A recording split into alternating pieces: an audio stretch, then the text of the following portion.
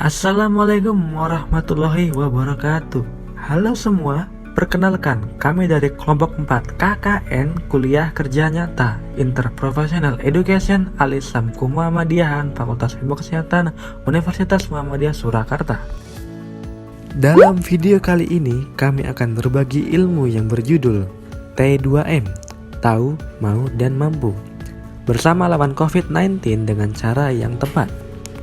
Kasus COVID di tanah air per hari ini tembus hingga 12.000 kasus. 3 daerah dengan kasus tertinggi yaitu DKI Jakarta, Jawa Barat, dan Jawa Tengah. Sejumlah daerah bahkan mengaku kewalahan untuk menangani melonjaknya pasien COVID-19. Kementerian Kesehatan merilis ada 12.624 orang yang positif COVID dalam satu hari. Sementara angka pasien sembuh berjumlah 7.350 orang dan meninggal 277 orang. Petugas dari Puskesmas Kecamatan Matraman mengevakuasi sekitar 28 pasien COVID menuju Wisma Atlet. Dalam sepekan terakhir, Puskesmas Matraman telah mengevakuasi sekitar 140. Informasi tentang COVID-19 sudah tidak asing lagi di telinga kita semua. Tapi sebenarnya apa sih COVID-19 itu? COVID-19 atau Coronavirus Disease 2019 adalah penyakit menular yang disebabkan oleh sindrom pernapasan akut. Sebelum disebut COVID-19, penyakit ini dinamakan 2019 Novel Coronavirus atau 2019 nCoV. Virus ini pertama kali ditemukan di kota Wuhan, Tiongkok pada bulan Desember tahun 2019 lalu. Di Indonesia sendiri, virus COVID-19 masuk pada tanggal 2 Maret 2020 dan sampai saat ini sudah tercatat sebanyak 1.976.172 kasus positif COVID-19 yang sembuh sebanyak 1.786.143, data yang meninggal sebanyak 54.291, data per tanggal 19 Juni 2021 menurut Kementerian Kesehatan Republik Indonesia. COVID-19 mempunyai sifat yang sangat mudah menular, sehingga dalam waktu singkat virus ini dapat menyebar ke seluruh dunia dan menimbulkan pandemi global. Menurut perspektif Islam, ada satu hadis yang menggambarkan keadaan kita saat ini. Hadis ini menceritakan tentang wabah penyakit yang berbunyi, Ta'un atau wabah penyakit menular adalah suatu peringatan dari Allah Subhanahu wa Ta'ala untuk menguji hamba-hambanya dari kalangan manusia. Maka apabila kamu mendengar penyakit itu berjangkit di suatu negeri, janganlah kamu masuk ke negeri itu. Dan apabila wabah itu berjangkit di negeri tempat kamu berada, jangan pula kamu lari daripadanya. Hadis riwayat Bukhari dan Muslim dari Usamah bin Zaid. Lalu apa saja sebenarnya gejala COVID-19 yang dapat kita temui? Gejala awal infeksi COVID-19 sebenarnya menyerupai orang terkena flu, seperti demam, batuk kering, sakit tenggorokan, dan sakit kepala. Namun ada juga gejala lain yang bisa menandakan bahwa seseorang positif terkena COVID-19 seperti mata merah atau konjungtivitis, hilangnya indera perasa atau penciuman atau anosmia, kesulitan bernafas atau sesak nafas, nyeri dada atau rasa tertekan pada dada, diare, dan ruam pada kulit atau perubahan warna pada jari tangan atau jari kaki. Seiring berjalannya waktu, banyak sekali temuan gejala-gejala baru yang dapat mengindikasikan seseorang positif terkena COVID-19. Maka dari itu kita perlu waspada jika menemukan beberapa gejala tersebut ada dalam diri kita. Selain perlunya kewaspadaan, kita juga perlu melakukan upaya pencegahan untuk meminimalisir terjadinya penularan COVID-19. Pencegahan yang pertama yaitu menggunakan masker saat berada di luar ruangan maupun di tempat umum. Pencegahan yang kedua yaitu bersihkan tangan secara teratur. Ada 2 cara untuk menjaga kebersihan tangan. Yang pertama, mencuci tangan dengan sabun di bawah air mengalir selama 40-60 detik. Dan yang kedua, menggunakan cairan antiseptik berbasis alkohol atau yang biasa kita sebut dengan hand sanitizer selama 20-30 detik. Jangan lupa selalu sediakan hand sanitizer dan tisu saat sedang berada di luar.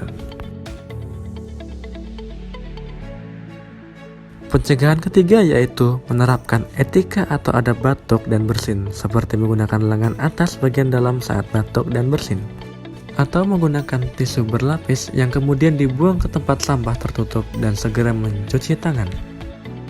Hal ini sesuai dengan adab bersih menurut hadis riwayat Ahmad 2/439, Al-Hakim 4/264, Abu Dawud nomor 5029, At-Tirmizi nomor 2746 yang berbunyi bahwasannya apabila Nabi SAW bersin, beliau menutup wajah dengan tangan atau kainnya sambil merendahkan suaranya.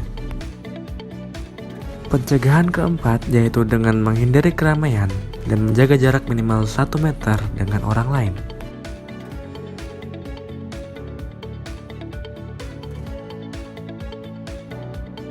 Hal ini sesuai dengan hadis riwayat Bukhari dan Muslim dari Abu Hurairah yang berbunyi, Nabi SAW bersabda, "Janganlah yang sakit dicampur baurkan dengan yang sehat."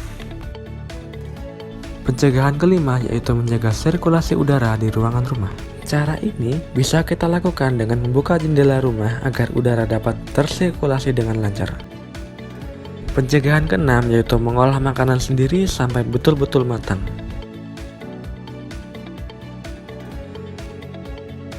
Makanan yang diolah sendiri, kebersihan dan keamanannya lebih terjamin daripada membeli di luar. Agar lebih terjamin, sebelum mengolah kita perlu membersihkan bahan makanan terlebih dahulu, yaitu dengan mencucinya di bawah air yang mengalir. Mengonsumsi makanan dengan gizi seimbang juga merupakan upaya pencegahan COVID-19. Sesuai dengan firman Allah Subhanahu wa Ta'ala yang ada di dalam Quran Surah Al-Baqarah 168 yang artinya, "Hai sekalian manusia, makanlah yang halal lagi baik dari apa yang terdapat di bumi, dan janganlah kamu mengikuti langkah-langkah syaitan karena sesungguhnya syaitan itu adalah musuh nyata bagimu." Di sini kita perlu mengonsumsi bahan makanan seperti makanan pokok yang merupakan sumber karbohidrat berupa nasi, roti, singkong, kentang. Konsumsi pula lauk hewani berupa ayam, telur, ikan, dan lauk nabati berupa tahu, tempe.